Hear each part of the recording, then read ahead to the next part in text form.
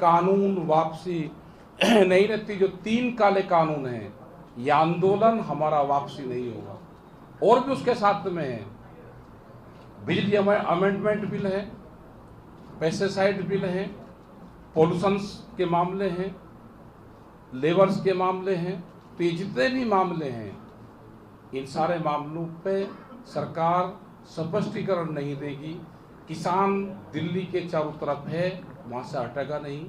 किसान आंदोलन के जैसे हालात बने हैं, उससे पहले CAA NRC वाले हालात बने, बार बार सरकार के जो निर्णय हो चुके हैं उनके सामने खड़े हो जाना और कहना भाई इस कानून को अब बदलो, इस कानून को अब बदलो, इस कानून को अब बदलो। ये कौन लोग हैं जो मोदी विरोध के नाम पर ये गतिविधियां चला रहे हैं? आप आइडेंटिफाई करना चाहेंगे इनको? मैं यही तो कह रहा हूं ना कि आखिर ये सिलसिला कब तक,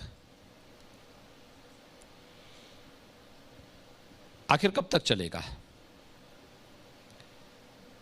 माननीय उच्चतम न्यायालय ने कमेटी गठित कर दी किसानों की प्रतिनिधियों की, और किसान प्रतिनिधियों की कमेटी गठित होने के बाद जिसको भी देना होगा सुझाव वहां तक देगा, तब तक उन कानून को स्थगित करने की बात कह दी गई। तो फिर अगर आपकी नियत साफ है तो आप सुप्रीम कोर्ट के द्वारा गठित कमेटी के सामने अपनी बात को क्यों नहीं रखते? ये केवल विरोध के नाम पर विरोध करना, आंदोलन के नाम पर अनावश्यक माहौल को खराब करना, जहां पे लक्ष्य हो जाए। देखिए, अगर कहीं किसी को दिखाई नहीं दे रहा है तो उसको रास्ता दिखाया जा सकता है, लेकिन अगर कोई जानबूझ करके अंधा बनने का ढोंग कर रहा हो तो उसको कोई रास्ता नहीं दिखा सकता है, उसका कोई उसको पथ प्रदर्शक नहीं बन सकता है। उसको तो गिरना ही गिरना है, उसको ठोकर लगना ही लगना है। और इस पूरे आंदोलन में भी ये स्थिति है। 11 राउंड की बातचीत तो केंद्र सरकार ने की है। उत्तर प्रदेश के जो लोग बॉर्डर पर बैठे हुए हैं,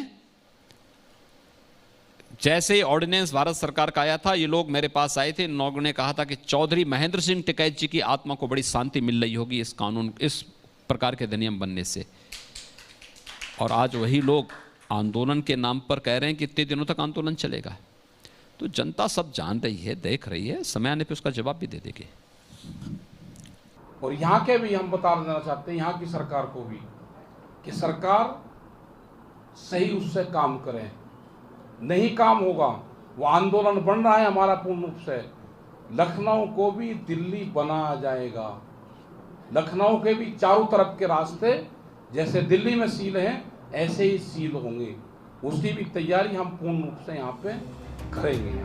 देश का मतदाता बहुत जागरूक हो चुका है, हमारा किसान भी बहुत जागरूक है, मजदूर जागरूक है, समाज का हर तबका बहुत जागरूक हो चुका है। वे इस प्रकार के बहकावे में नहीं आने वाले हैं। और अगर किसी को गलतफहमी होगी तो अभी हाल ही में उपचुनाव के परिणाम तो उसके संकेत हैं कि प्रदेश की जनता के मानस में क्या भाव है। ये उपचुनाव केवल एक जगह नहीं हुआ, पूरा पश्चिम उत्तर दक्षिण चारों कोनों में हुआ है। भारतीय जनता पार्टी ने भारी बहुमत से सीटें जीती हैं और आगे भी भारतीय जनता पार्टी ही चुनाव जीतेगी। लखनऊ को भी दिल्ली बनाया जाएगा। लखनऊ के भी चारों तरफ के रास्ते जैसे दिल्ली में सील हैं, ऐसे ही सील होंगे। उसकी भी तैयारी हम पूर्ण रूप से यहाँ पे करेंगे। आज 3 दिन बाद राकेश टिकैत के इसी बयान पर बीजेपी ने उन्हें एक संदेश भेजा है, और ये संदेश एक कार्टून के जरिए भेजा गया है।